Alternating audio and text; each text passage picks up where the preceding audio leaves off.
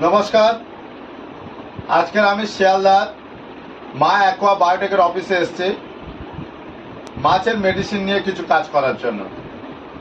আমি ভারতবর্ষের প্রথম মানুষ যিনি রেণু চাষের ওপরে 15 দিনে টাকা ডবল করা যায় সে কথাই আমি প্রথম বলেছি এবং করে দেখাচ্ছি। তা রেণু চাষ করতে গেলে পুকুর কিভাবে প্রস্তুতি হবে সেটা নিয়েই আজকের আলোচ্য বিষয়। মানুষের যেমন ওষুধ লাগে, মেডিসিন লাগে, গরুর যেমন মেডিসিন লাগে, কুকুরের যেমন মেডিসিন লাগে, মাছ চাষ করতে গেলে মাছেরও বেশ কিছু মেডিসিন লাগে। অনেক চাষিরা আছে তারা মনে করে মাছের আবার ওষুধ দেবো কেন, না, মাছেরও ওষুধের প্রয়োজন আছে। সেই ওষুধগুলো মা অ্যাকোয়া বায়োটেক করেছে কি সম্পূর্ণ কেমিক্যাল মুক্ত ওষুধ, বায়ো প্রোডাক্ট, যার কোনো সাইড এফেক্ট নেই। আপনার বাড়িতে একটা প্রোডাক্ট রেখে দেবেন, ভুলবশত একটি বাচ্চা যদি আপনার বাচ্চা খেয়ে ফেলে বা বড়রা রেগে গিয়ে যদি মনে করে আমি আত্মহত্যা করবো, ওষুধটা খেয়ে ফেলবে, কিছু হবে না। ডাক্তার বাড়ি দৌড়াতে হবে না, আপনি নাকে তেল দিয়ে ঘুমাতে পারবেন। কিন্তু যে কোনো কোম্পানির যদি কীটনাশক কোনো কেমিক্যাল ব্যবহার করে থাকেন, সেটা যদি খেয়ে থাকে জমে মানুষের পেশেন্টকে নিয়ে টানাটানি করতে হবে। তাই আপনাদের সকলের কাছে অনুরোধ, ভারতবর্ষকে কেমিক্যাল মুক্ত করার জন্য সরকার আহ্বান জানিয়েছে, আমরাও সেই আহ্বানে সামিল। মা অ্যাকোয়া বায়োটেকও সামিল। তাই মা অ্যাকোয়া বায়োটেকের পক্ষ থেকে এই ভিডিওটি করা হচ্ছে আপনাদের উদ্দেশ্যে। রেণু চাষ করার জন্য যে পুকুর দরকার, জল দরকার, ওষুধ দরকার, সেই ব্যাপারগুলোই আজকের আলোচনার বিষয়। প্রথমে বলি পুকুর কিভাবে বাঁচবেন। পুকুর নেবেন যে পুকুরটি রেণু চাষ করা হবে, 1 একর হতে পারে, 1 বিঘা হতে পারে, তার থেকে ছোটও হতে পারে, 1 একরের ওপরেও হতে পারে, কোনো অসুবিধা নেই। পুকুরটা গোলাকৃতি পুকুর নেবেন, সকাল থেকে সন্ধ্যা পর্যন্ত ঝলমলে রোদ, পুকুরে পাঁক বেশি থাকবে না। পুকুরটা যদি জল শুকিয়ে নেওয়া হয় তাহলে তলাটা রোদ খাইয়ে নেবেন 1 সপ্তাহ, তারপরে জল দিন 4 থেকে 5 ফুট জল। পার বিঘা প্রতি 10 কেজি বাদাম খোল ভিজিয়ে তার সাথে পার 1 বিঘা প্রতি 3 থেকে 4 কেজি গঙ্গা জল। এই যে গঙ্গা জলের বালতি দেখছেন, এটা একটা অপরিহার্য ওষুধ, যে ওষুধটা মার্কেটে নেই। এই প্রথম মা অ্যাকোয়া বায়োটেক নিয়ে এসছে মার্কেটে।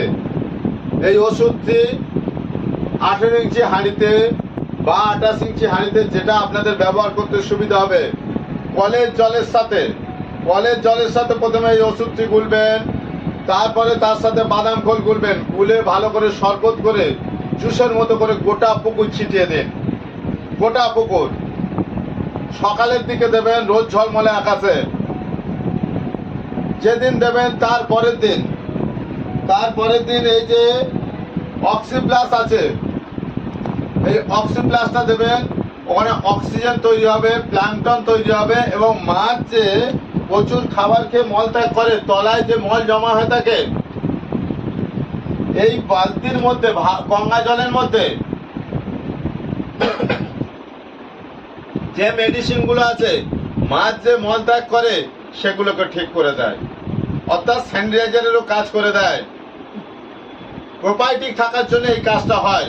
অন্য কোম্পানির প্রোবায়োটিকগুলোর অনেক বেশি দাম, সেই তুলনায় এই কোম্পানির গঙ্গা জলের দাম খুব কম। মার্কেটে যত ওষুধ আছে এই কোম্পানির প্রোডাক্টগুলোর দাম কম। অনেক বেশি ফার্মারদের বা ডিলারদের ছাড় দেন এনারা, কৃষকরা যাতে সস্তায় মেডিসিন পায়, সেই প্রয়াস বা সেই চেষ্টাতে আছে মা অ্যাকোয়া বায়োটেক। ডিলারশিপের জন্য যোগাযোগ করতে পারেন এই নাম্বারে। এবার আমাদের পুকুরে কি দেওয়া হলো, অক্সিপ্লাস। এর পরের দিন বা সেই দিনই বৈকালবেলা আমরা দেব অ্যাকোয়া হরলিক্স, জলটা পরিপূর্ণভাবে তৈরি করার জন্য।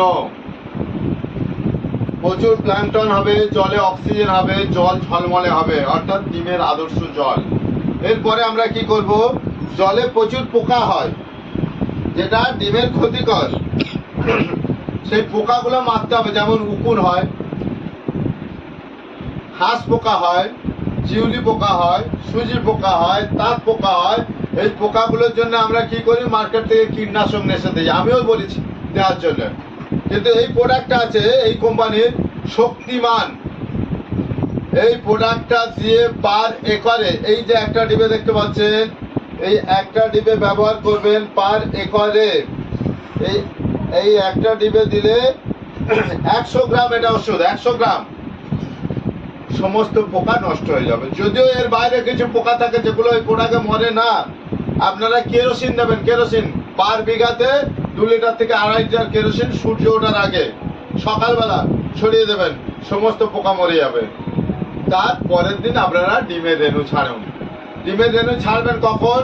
সবসময় চেষ্টা করবেন সূর্য ওঠার পরের দিনের প্রথমের দিকে ছাড়বেন। আর এখন তো নেট বা খবর ব্যবস্থা খুবই ভালো। চেষ্টা করবেন যে আবহাওয়া আগামীকাল কি হতে পারে, আগামী পরশু কি হতে পারে, অর্থাৎ আগামী 7 দিনের আবহাওয়ার আপডেট দিয়ে দিচ্ছে মোবাইলে, সেটা ফলো করে ডিমটা ফেলবেন। যেদিন বৃষ্টি হবে না, শিলাবৃষ্টি হবে না, এরকম পরিস্থিতি থেকে তারা ডিম ছাড়লেন। ডিম ছাড়ার পরে কি করবেন? পরের দিন খেতে দেবেন। কি খেতে দেবেন? 10 বাটি ডিমের জন্য 2 কেজি বেসন, 2 কেজি বেসন জলে গুলে ছড়িয়ে দেবেন। এই মতো চলবে 6 দিন। 6 দিন পরে কলম দিন, ফার্স্ট জাল খাওয়ান, কলম খাওয়ান।